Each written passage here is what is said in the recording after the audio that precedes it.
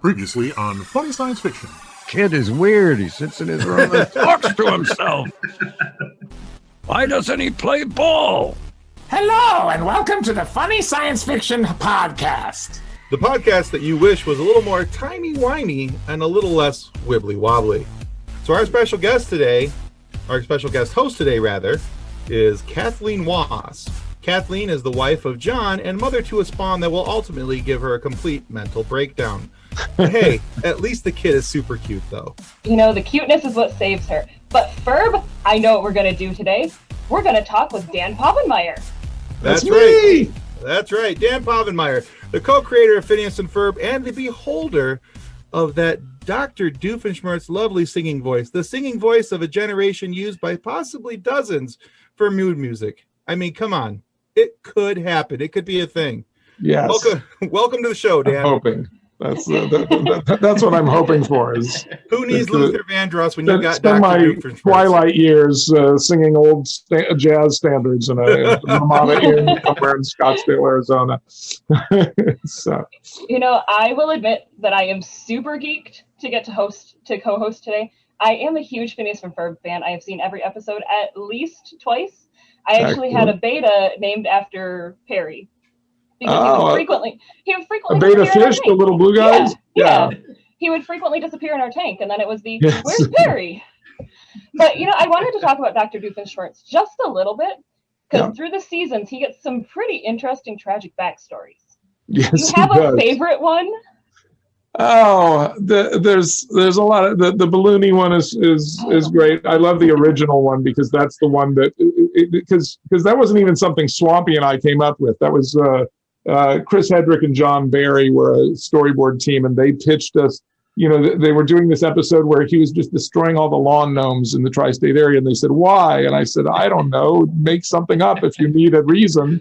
Do you need a reason?" And they were like, "Well, maybe." And then they pitched us that whole, you know, our Zatzenfruit garden from witches and wood trolls. And they pitched that to us, and Swampy and I were like literally crying, laughing, because it was just so perfectly like dark and dystopian and wonderful.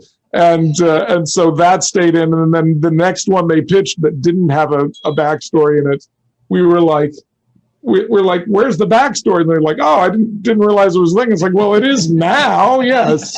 You're going to have to do that from now on in. And, you know, that's the great thing about doing a show when you bring in other people, because Swampy and I did the pilot, just the two of us.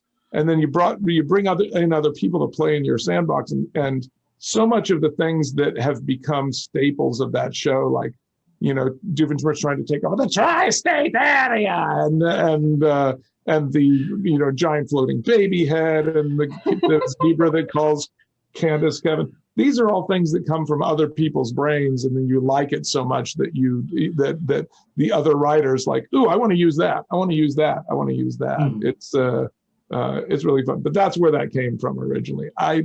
So I have a fondness for the original.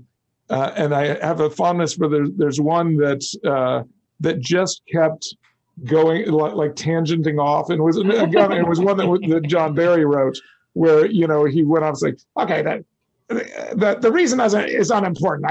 I had been disowned by my parents and I was being raised by ocelots. But anyway, like it just where it just like kept on. Okay, long backstory short, and he just keeps coming back to the thing and then going off on a tangent. I loved that one a lot, and I especially love when he invents the invisibility ray, because he tells this whole story of the Fireside Girls, and it's not even a backstory. It happened like the week before, where the Fireside Girls come over and are trying to sell him cupcakes, and he's like, and they come to your door, and you've left the window blind open, so they can see you. They can see you. You can't even pretend that you're not there. So I'm just going to shoot them with a invisibility ray so that I don't have to look at them. So nice. Those are probably my big three. Nice. Awesome. So I have a question for Dr. Doofenshmirtz. Yes. Perry always seems to foil your plans with a push of a button. And the public wants to know, why do you put a self-destruct buttons on your Inators? Well, I think it's only prudent. I mean, I would rather have a self-destruct button and not need it than need one and not have it, right?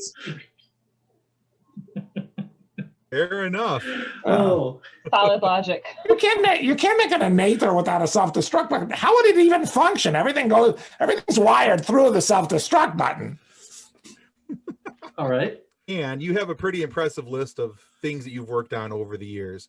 Of course, there's The Simpsons, Family Guy, SpongeBob, and of course, all of our favorite, Phineas and Ferb. Now, one of the things I love about your work is the way that you've worked music and songs into each of the shows, such as Campfire Song, Yes. which my kids sang non-freaking stop. I apologize. So thanks for that. But ultimately, my favorite is the Aglet song from Phineas and Ferb. Yes. I walked around singing that for quite a while, nonstop.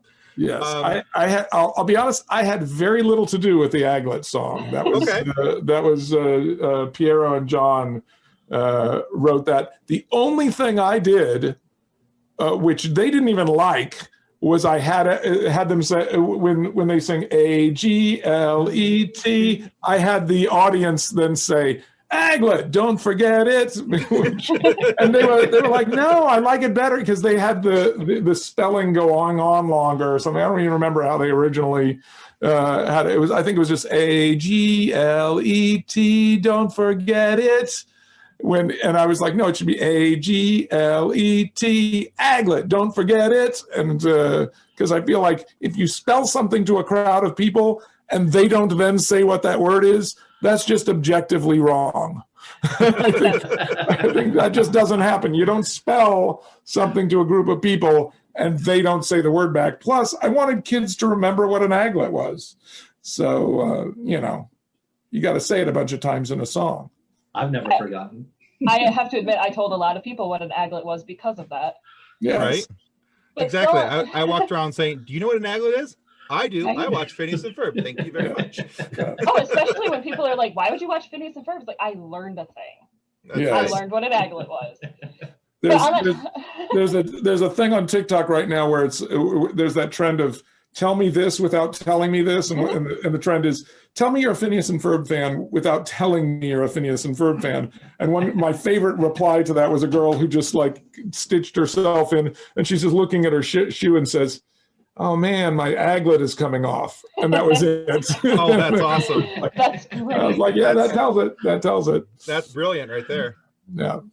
So on the topic of music with Phineas and Ferb, so Yes. the title sequence is performed by Bowling for Soup, which is Yes. not a band I would normally associate with a kids program. Yeah. How did they get chosen to be the band for that? Were there other bands in consideration? Well, I was a big fan of Bowling for Soup for a while before that. And I mean, there were a bunch of names that got thrown out, and I just said, "Ooh, can we?" And somebody said Bowling for Soup because they have that sort of crunchy pop thing that sort of works with that song. And I was like, "Oh yeah, can we get them?" And they were like really excited about it. I think they were big fans of The Simpsons and Family Guy, which I'd worked on. And Jarrett just came out and hung out with us for a day, and then they went back and gave us that, which was really cool. We had written the song, but we had written it in a very different kind of motif. It was sort of like old timey for the original pilot, and then Danny, our composer, had done this crunchy pop version of it, and we were like, that sort of sounds like Bowling for Soup. We should see if they'll do it. And then Jarrett wrote a longer version that we put on the album. He added like a second verse and a bridge and a different chorus. It's called "Today Is Going to Be a Great Day," I think is what it's called. And but when they play at live places, because it's part of their set now, because it's the thing that everybody sings along to. It's really cool when I go see Bowling for Soup and they're up there and they sing that, and everybody in the entire auditorium sings along. It's really, really cool. It's like a rock star moment. I like Their Great Burrito Extortion Case was the first CD I ever bought for myself. Oh yeah. No, he's a really great pop songwriter, and they're just a fun band to see live. Nice. If you haven't seen them live, go see them. Well, I mean, Not yet. nobody's live right now, so I would Whenever like to that see. glorious day comes about. yes, exactly. I would like to see like a line dance at like a wedding to the song, "Bow Chicken Bow Wow." That's what my baby says. That's a fun one. Yeah. That was that's one of those just perfect little pop melodies that just popped into my head while I was playing the guitar. Is that one, and we were just trying to come up with something that was like, what would be like, like the stupidest possible pop song we could write that just you just know nobody could get it out of their heads, and it was literally like the first thing that came out as I was strumming, and it's stood this test of time very well, I think. So I know that you probably get Phineas and Ferb questions all the time as we're here talking about Phineas and Yes. Ferb. Do you have other projects that you want people to know about? Other projects that are like less known? Well, our follow-up to Phineas and Ferb was a show called Milo Murphys Law. We did with Weird Al Yankovic was the lead role, and it's a perfect companion piece to Phineas and Ferb. It's because Phineas and Ferb is all about super positivity from these kids while they're making everything, but for them nothing ever really goes wrong. Everything goes wrong for Candace, but nothing goes wrong for them. And Milo's sort of the almost the same show, but of almost the opposite show at the same time, because it's all about everything going wrong for Milo and him staying super, super positive. And I think it's every bit as good a show as Phineas and Ferb. When I watch those episodes, I'm just as proud of them. But nobody ever really saw it because it was at this weird time in Disney TV animation history where, they had just finally had a #1 hit show in animation with Phineas and Ferb, and they decided, okay, this is great. Let's not do any more animation on the channel. Let's do it all on Disney XD and try to prop that channel up, which was always sort of their redheaded stepchild channel anyway, that wasn't getting any of the promotional money that the other one was. It was on most, even on different cable systems, you'd have like all the kids channels were all grouped together. It was like Nickelodeon, Cartoon Network, Disney, Disney Junior were all like 432, 433, 434, 30, like so that kids could just scroll up and down. Mm-hmm. And XD, I guess, had been bought later or started later. So it would be, they'd be right there. And then like 1704 would be Disney XD. So if you didn't know exactly where it was, you were never going to find it.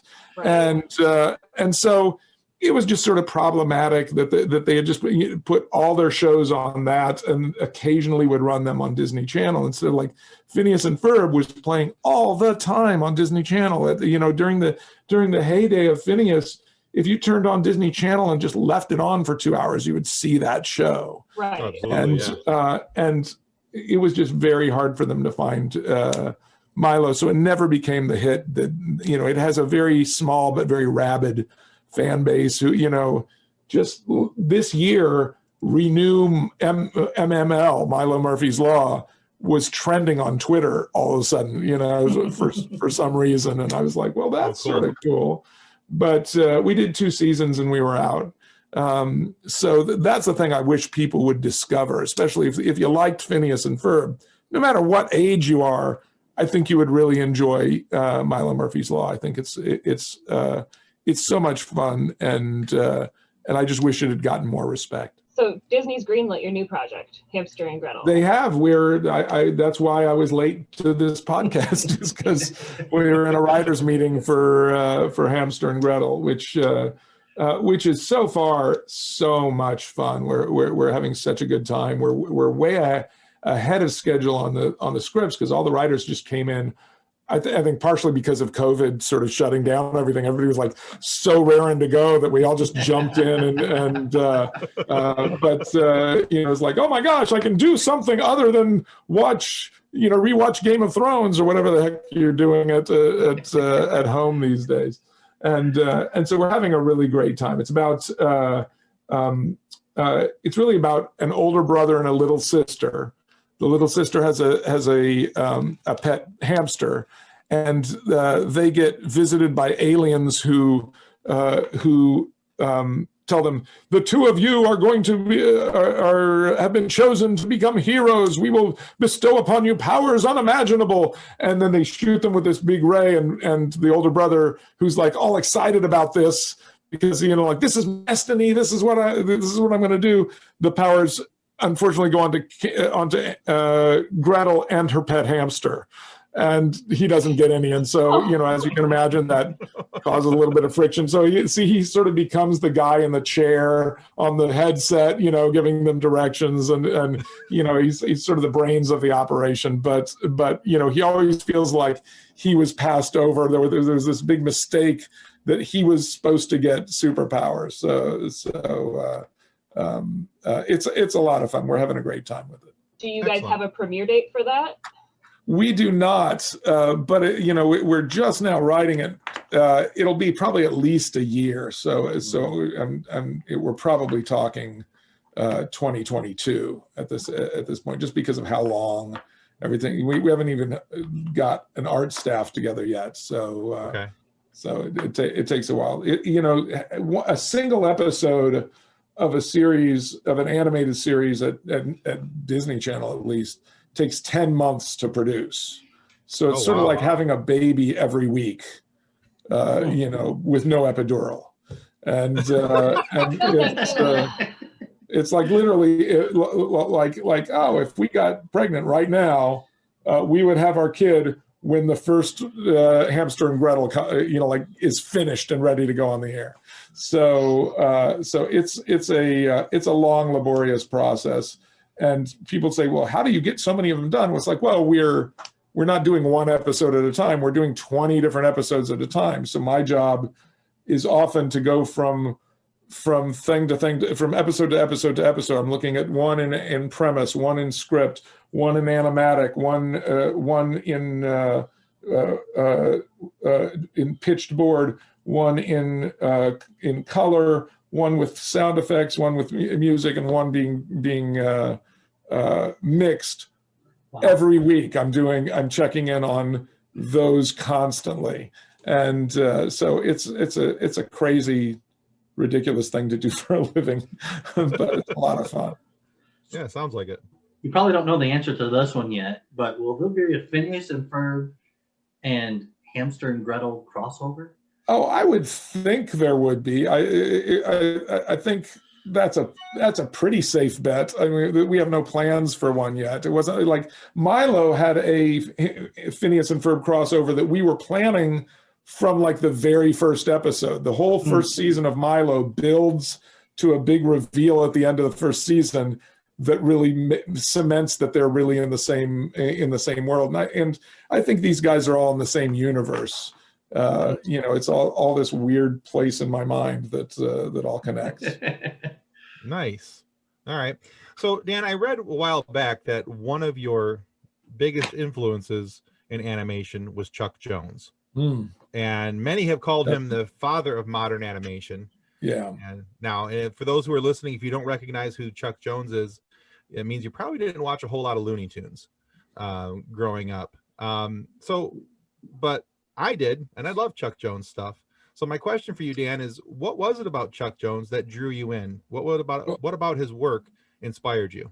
Well, there was so many just great idea gags that were all about the character of this certain person or someone, and he would sometimes let gags take a long time to land. And, you know, like one of my favorite Chuck Jones gags was Bugs Bunny convincing this guy that he like selling a piece of real estate to some guy who was trying to do something else, and then cutting to him like later building this house, and he's like halfway through building this house, and he's hammering on the stuff like that, and he just looks up, and it's like this gag that takes like 30 seconds to play out, and it's just him like looking around going, wait a minute, and it's just this music where he realizes that he's been had, but it's like 6 months later he's built half a house at this point. And So what I love about Chuck Jones is he has this ability to get a huge laugh out of a pause and just like a half-lidded, slow burn that somebody gives somebody, or just no reaction whatsoever. So anyway, so that was something we tried to do a lot in Phineas, was get laughs out of a pause rather than just saying something funny or doing something funny, like just getting the reaction of somebody having the least amount of reaction. And first season, I often had to go back into boards, like a big boulder would fall down next to Phineas and Ferb, and the guys would go like this, and it would like, no, that's not as funny as if they just go bam, and it lands and misses them by this much, and they don't react at all. That's a funnier reaction. Is nothing, Absolutely. And it's less drawings, so we would always go that way. There you go. Now, another thing that I had read about you and the beginnings of Phineas and Ferb, that it took you 16 years to get a network convinced that this should be a show that people would want to watch. Yeah. So I wonder, it was like 13 before we convinced somebody to make it, 13 or 14 before we convinced them, and it was like 2 more years to get on the air. But yes, it was a long time. Okay. So the show that we got to watch on TV, was it the same basic concept, or were there some modifications along the way? There are very minor modifications. It didn't always take place in just summer. That was something that came out of the development thing. Isabella was a new thing. Baljeet was a new thing. These were like that came out of doing the pilot and sort of just starting to write it. But if you look at the original pitch packet, you'll absolutely recognize the show. It feels very much like the same show.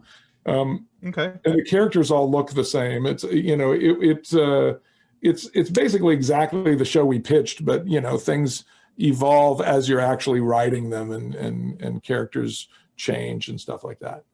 So as the imagination behind the show, and I was just thinking about like some of the adventures I would have as a kid. What were some of the things that you would do during your summer vacation? we were just I grew up in Mobile, Alabama. We were in like a little suburb way on the outskirts of town, and in like 3 directions from the back of our house, it was woods for as far as you could go as a kid. I mean, it would have been like 20 miles in any direction before you saw anything. That like this way was the rest of town, and everything else was just woods and stuff like that. And we had so many crazy things that we did. I was telling somebody today about a time that me and 2 of my friends crawled for 6 miles underneath Mobile in the drainage tunnels, because we found these drainage tunnels that were like 5 feet wide. And I was almost as tall as I am now. So we did the whole, like we took sticks for rats and snakes and the flashlights with just like 1 battery in them each. And like we're doing like this through these tunnels. And then we came up and we were like, wait, and we found like a drainage thing. We could come up and look at it, and it was like, wait, that's Overlook Church. That's like 3 miles from my house. and we were able to lift the manhole cover off and like climb out, and we were behind Overlook Church in this place, like behind a bunch of houses. It wasn't even on the street. It was like a drainage thing that was like between the backyards of a bunch of houses, and there's the church that a buddy of mine's dad was the preacher at, and we were like, we are way too far from home. We need to go back. So we got back into the tunnels and went back through the tunnels. We didn't walk home, like which would have been much easier and safer. And Mobile had constantly flooded, it's like the way the weather changed constantly there, and you'd have these flash floods.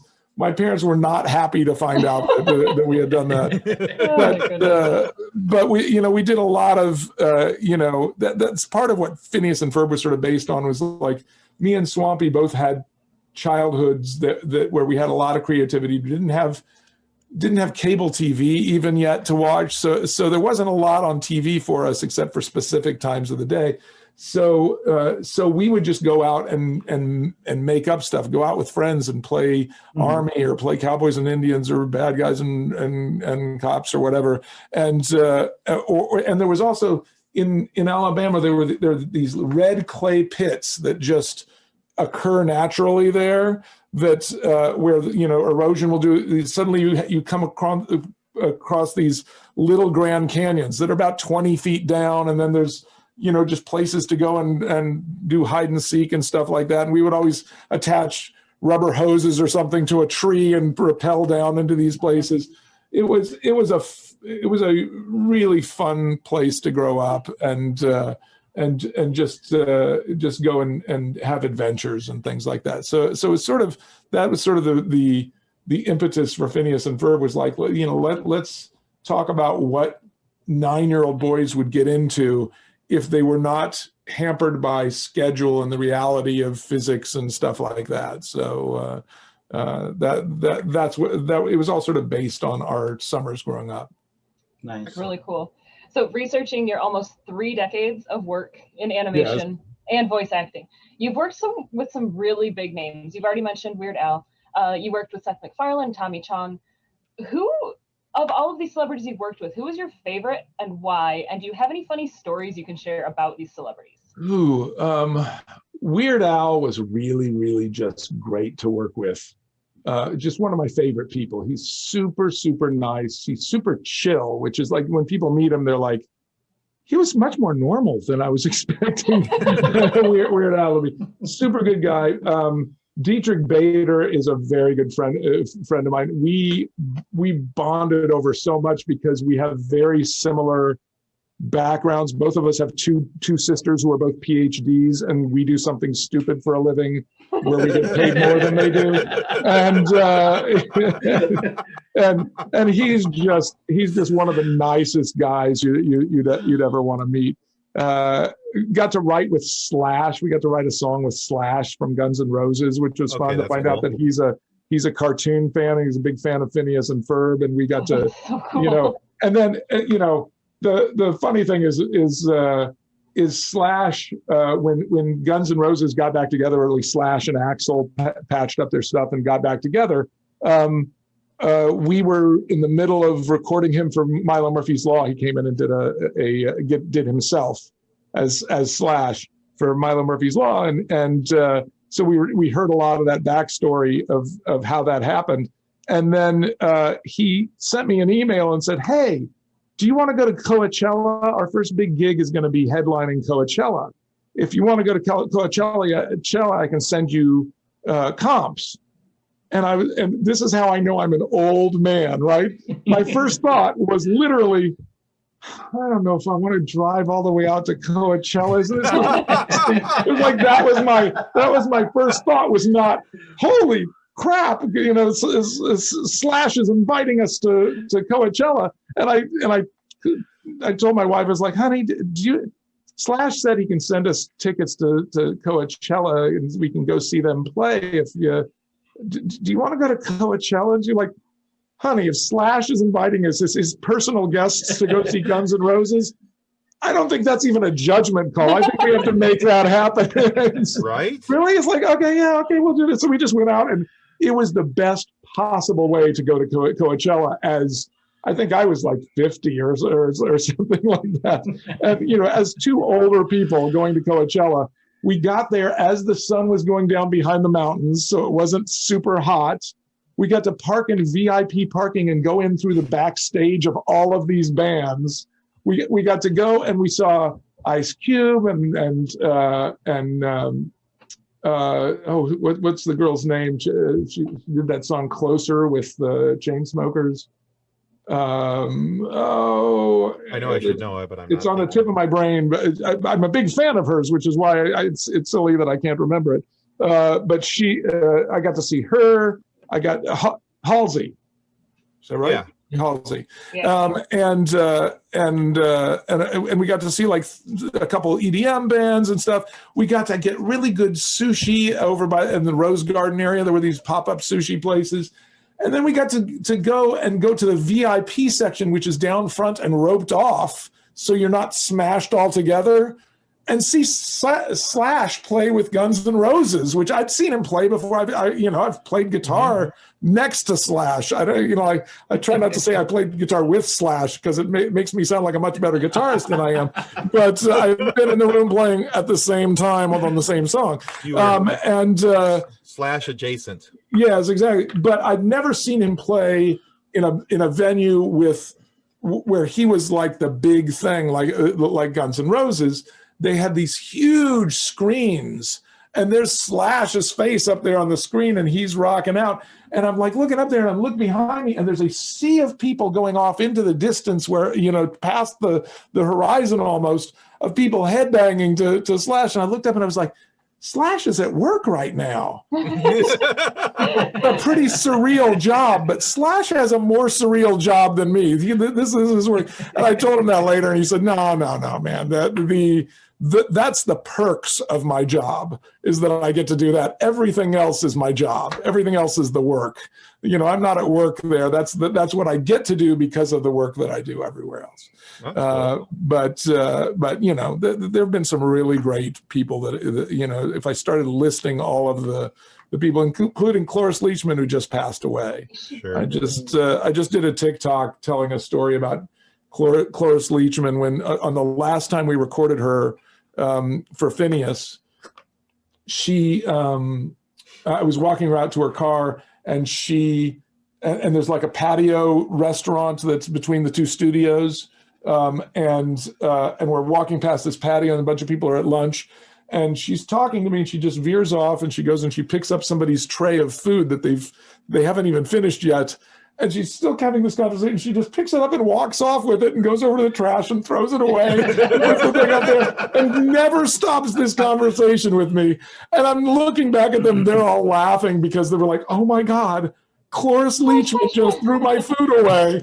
And, they weren't upset about it at all. They were, it made their day. And I know that's why she did it, because she knew that it would make their day. And nobody will ever believe them. That's right. And I'm sure they're telling that story this week now too, because, it's like, so it was very sad for me when she passed. She played Doofenshmirtz's mom, and she was my mom in the show, which was cool. Excellent. And the fact that I lived a long enough life to have gotten to work with her, having like my first TV show, like adult TV show that I watched was Mary Tyler Moore, and to follow her that whole time, and then actually get to work with her. She was magnificent. Yeah, she was a great comedic actress for sure. Yeah. So the other two people here already know this, but I am a massive Star Wars fan. Yes. More of a Star Wars nerd and a Marvel Comics fan, to be honest. Yeah. Now, those crossover episodes, thank you, Kathleen. You're those welcome. crossover episodes that you did with Phineas and Ferb and Star Wars and Marvel were kind of the cherries on top of all the other Phineas and Ferbs that I have watched either with or without my children over the years. Yeah. So you've kind of talked about this a little bit on TikTok already, but I was hoping that you could kind of share the story in more than a 60-second spree here. How did you convince the folks at Lucas and Marvel, although part of the Disney family tree, to allow you guys to use those iconic characters for the greater good of humanity? Well, it was a much easier sell than I was expecting it to be. I literally drew a picture of Doofenshmirtz as Darth Vader and sent it, like we're in a mix, and our post-production supervisor goes, Disney just bought Lucasfilm. It was like it had just come over the wire. And so literally within a minute of that happening, I had drawn this picture, taken a picture of it, and sent it to the head of the studio saying, I smell crossover. And he wrote back and said, no, I'm thinking the same thing right now. And I'm here at lunch with Gary, who's the head of the channel. And we both brought that up. And apparently that Friday, they went into a meeting with Bob Iger. And at the end of the meeting, he took his phone out with that picture on it, and he just slid it across the thing and said, Dan Povenmire sent me this. And Bob went, yeah, we got to get on that right away. And that was like, that's the easiest anything has ever been sold. But there's a couple of really funny stories about that. We were writing the show, and we were not in a place where I could pitch the whole thing, and they called me in to come in to a meet and greet with some of the Lucasfilm executives, and the head of the studio was there, Eric was there, and they said, Eric wants you to come down and meet the Lucasfilm guys. And it's like, I'm not ready to pitch this show at all. We have a lot of big story holes that are not connecting. It's, we're just, we're in an early stage. And she said, oh no, he knows. He just wants you to meet them. And apparently he didn't know that, because I went into the meeting and I sat down and was like, hey, how's it going? And he said, so can you just pitch us the story? And I was like, okay. And I just started into it. And because I was telling the story out loud, I somehow sort of forced myself into fixing those story problems. And I was able to tell them the whole story. And then I was like, okay, thanks very much. And I went outside and I got a piece of paper and I wrote down what I had said, because I was like, oh, don't let me forget this. Don't let me forget this. Because I'd come up with these really elegant solutions to the problems we'd been working on for 2 weeks. And I went back in the writer's room, okay, like this. And they were like, when did you come up with all of this? I was like, while I was pitching it. But my favorite story of that time was, it still needed an agreement between Lucasfilm and Disney, and they had pitched the idea that we would do this, and Lucasfilm seemed really excited about it. A lot of the Lucas people were fans of Phineas and Ferb and stuff, and we pitched them a show that they liked the idea of because their characters stayed exactly the same. We did a parallel story within the Star Wars. The first Star Wars movie, where they're at the next moisture farm over from Luke Skywalker, and their whole thing is they would rather stay on Tatooine instead of, he wants to go off and get off of Tatooine, and they end up on this parallel story that keeps bumping into the original story. So we see bits of the original story, and we see, oh, I guess while they were up here, they were down there. It's a very complicated thing. They were all excited about it, but they had not given us the official go-ahead yet. And that got pushed off a couple weeks. And they kept saying, no, we're definitely sure it's going to happen. And we're like, well, we have these 5 specials. The only one that's ready to go into production is Star Wars. And they said, tell you what, you can go ahead and start into production of it. If it all falls apart, we'll regroup and stuff. But here's the thing.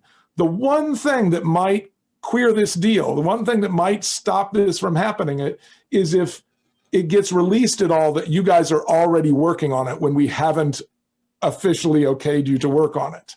So I want you to tell your staff not to tell anybody about this.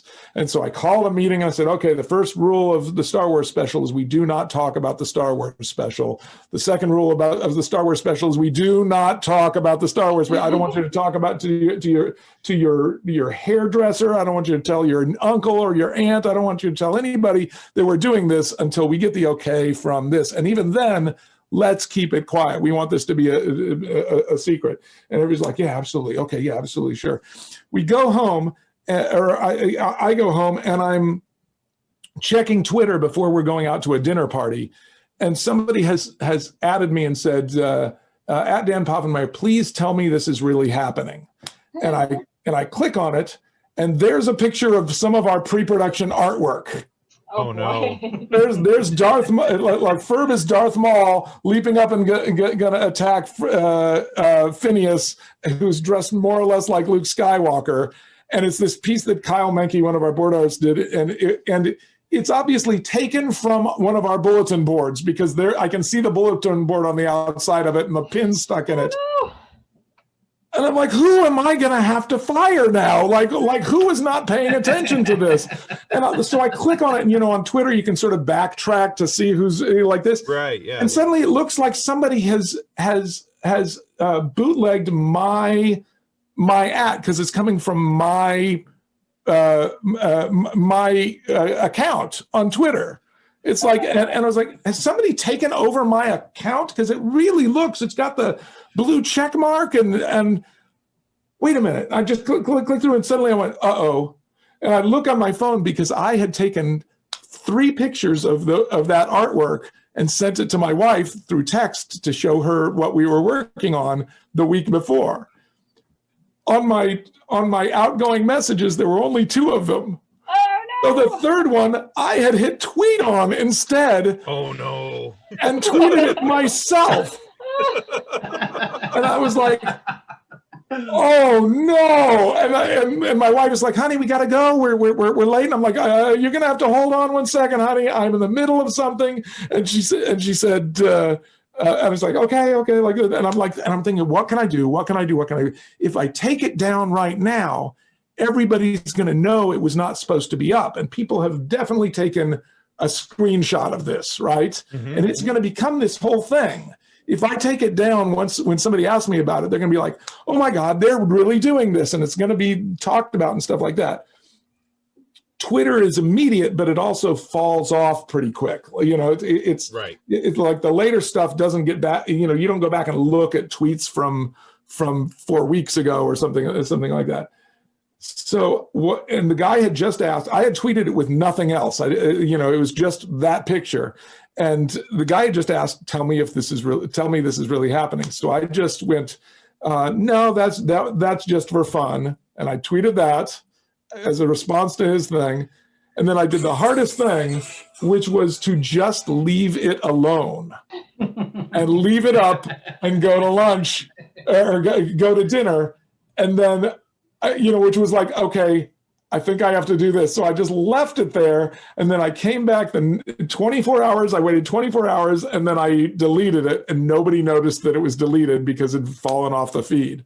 Awesome. And I was just like, whew, it was so that was the scariest part of doing the Star Wars special. But that's still one of my favorite episodes. Absolutely. Yeah, I can imagine the thought of, who am I going to fire? Oh, honey, I got to fire myself. So, yes, exactly. Like, who is the jerk who did this? I'm the jerk. It's me. I'm the jerk. Who is Disney going to come after? Yes, exactly. All right. So, Dan, we're all out of questions for you, but we do have a game we want to play with you. Okay, let's play it. All right. So here's what we do. At the end of our interviews, we like to play kind of a quiz game with our guests. Okay. Now, this does come with some fabulous prizes, however. It's a 5-question quiz. Okay. So if you get 3 of them right, we'd like to send you one of these super cool I Gave to the Red Shirt Widows and Orphans Fund mugs. Okay, excellent. Okay. Now, if you get 4 or more right, so 4 or 5, we're going to send you the mug and, of course, this book right here. This is Custodians of the Cosmos, which is written by our group founder, Drayton Allen. Excellent. And it's written loosely based on Star Trek and the Red Shirts. Okay. And it's designed to talk about those who boldly go to clean up after those who boldly just went. Okay, very good. So, and we'll make sure that Drayton puts some graffiti in the front of it for you. Excellent. Before it comes out. So, here's our game. We have 5, like I said, we have 5 questions. You get 3, you get the mug. You get 4 or more, you get the mug and the book. If you get less than 3, however, there has to be a punishment. Okay. And the punishment is we take your face, we make a meme out of you. Okay, that's fine. All right, you agree to those terms. Very good. Sure. All right, let's get ready to rumble. All right, with a Phineas and Ferb style game. Now, what this is we got these 5 questions. We sent them out to our Facebook group. Our Facebook group has 104,000 members right now. Okay. And we put out the question to them, and each of these are multiple choice. We want you to pick the one that was the top response answer. It's like Family Feud. Yeah, a little bit. Okay, I got you. Yeah. So we're going to ask you the question. Kathleen and Nick are going to ask you questions. They'll give you the 3 responses. You have to pick the one that was the number 1 response. Okay, let's see. So Phineas and Ferb have found their way into the Star Wars and Marvel universes. Which should they invade next? Doctor Who, Star Trek, or Firefly?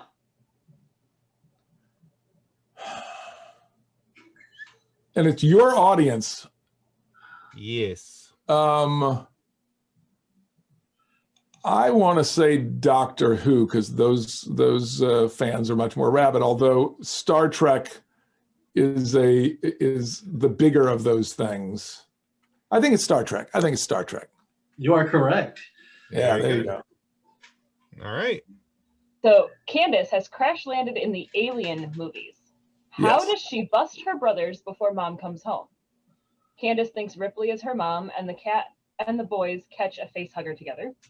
She doesn't bust her brothers. Instead, they all join Ripley to fight the xenomorphs. Or she enlists the help of Ripley to keep things from going awry. I think it's B. She doesn't bust her brothers, and they save the day. That was not the top No, answer in our what group. was it? The top answer in the group was that they enlist the help of Ripley. That would have been my second. So Perry the Platypus has crossed over into the Stargate universe. Who is his nemesis? The Ori. He helps Colonel O'Neill MacGyver a way out of an evil death trap set by the Gaold Amon Doofenshmirtz. Or it's always Doofenshmirtz using Stargate tech for new innators. I think it's C. I think it's always Doofenshmirtz. Is that right? No. It was B. Yeah. It was B. Yeah. It was B. Okay. The one with the clearly too much detail. Yes. Because you ask nerds questions and they give you too much detail. Yes. So Dr. Doofenshmirtz just created a new innator for the Star Trek red shirts. What innator did he create? The red shirt dye-inator, the mission success-inator, or the Kabashi Maru-inator? I want to say Kabashi Maru-inator. That was not their top No. answer either. Then it's B. No, they said the red shirt dye-inator. Dye-inator. Okay, very good. It seems like they already knew how to do that. So They are very good at dyeing, yes. Okay. And there's one more question? One more. Okay. So Phineas and Ferb are now part of Firefly. What are Phineas and Ferb going to do today? Invent outrageous masks so Candace can't bust them. Figure out what it means to be a leaf on the wind. Play with plastic dinosaurs. Curse you, cruel but inevitable plot point. I figure out how to be a leaf on the wind. No, That's what I thought it would have been. It's the third one. No, it's the one about masks. We have a weird group. Okay. I probably should have told you that to lead off with. So, Great. I was No. a big Firefly fan back in the day, but I don't remember what the masks are a reference to. That's what I was like. I was like, what?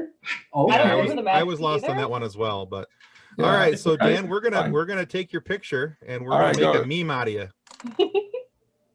Hold on, I got to get my camera up here on the phone. Zoom in on you. See how long you can hold a face for. There we Well, that's a go. good one. There we go. All right. So we'll take that. We'll make a funny meme. Excellent. Funny yet tastefully done meme, of course. Excellent. About Mr. Dan Povenmire. So excellent. Do you have a website of your own or where people can go I to don't. find more? I tell people follow me on TikTok. That's basically all I do other than work anymore is do TikTok. That's been the thing that's kept me sane during COVID.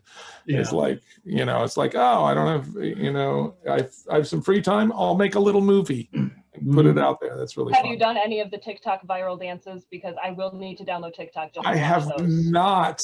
Well, I mean, I did one dance that somebody was doing for 45 days to this Christmas song that I wrote a long time ago. That's he said I'm going to do it until Christmas or until Dan Povenmire duets and does it, and so I did that dance. But mostly I've done some music videos doing silly rap songs and stuff. I've done a lot of collaborations with other things. I have a green screen here, so I do little skits with my daughters and stuff like that. It's just a lot of fun, and Great. I get to edit video every day, which I really enjoy doing. So it's sort of like being in film school again, but I'm making little 1-minute movies. So All right. We'll be sure to put a link to your TikTok in the Sure. description below. And Excellent. Fantastic. Excellent. So yeah, so I want to remind everybody that subscribing is the single most important thing that you can do to ensure that we get more amazing guests like Dan and funny moments for you to listen to. So make sure to subscribe. It helps more than you'll ever know. And also be sure to check out Dan's work on shows like Phineas and Ferb, as well as the upcoming Hamster and Gretel, even though we got a little bit of a wait for that, clearly. But check him out on TikTok. I follow him on TikTok. It's a good time. Dan has some great content out there. Now, however, if you're not happy with the content of our video today, all you have to do is make a submission, in triplicate, of course, to our complaint department, which will then be forwarded to Dr. Doofenshmirtz, who will use his chicken replace-inator to replace the offending party with a chicken that was, of course, Beverly Hills adjacent. Well, thanks again, Dan, Sure. for being on the show. Absolutely. This was a lot of fun, guys. Yeah, we All right. appreciate it. Thank you, Dan. All Thanks, right. everybody, for watching. Thank That'll you. conclude us. Bye, everyone. Bye. Our show is brought to you by our charity sponsor, the Red Shirts Widows and Orphans Fund, which also supports the Wish Upon a Teen Foundation that helps out sick kids when they need it most. And just imagine the comfort you'll give the Red Shirt crewman number 17. He'll know that when he puts on that red shirt and gets murdered on Nimbus 3 when they attacked by Cybok's Galactic Army of Light 12 minutes into episode 29, that he didn't leave his family destitute and without hope, because the Red Shirt Widows and Orphans Fund has his back and is one unscorched boot. On behalf of the rest of the hosts of Funny Science Fiction, we'd like to thank you for listening to this episode. If you'd like to be a guest on one of our future episodes, please contact us by means of our Facebook group, Funny Science Fiction. You can find us on Twitter or Instagram using the handle @FunnySci-Fi, or you can go to DraytonAllen.com and click the Contact Me link at the bottom of the page. Thanks again. Hope you enjoyed the episode.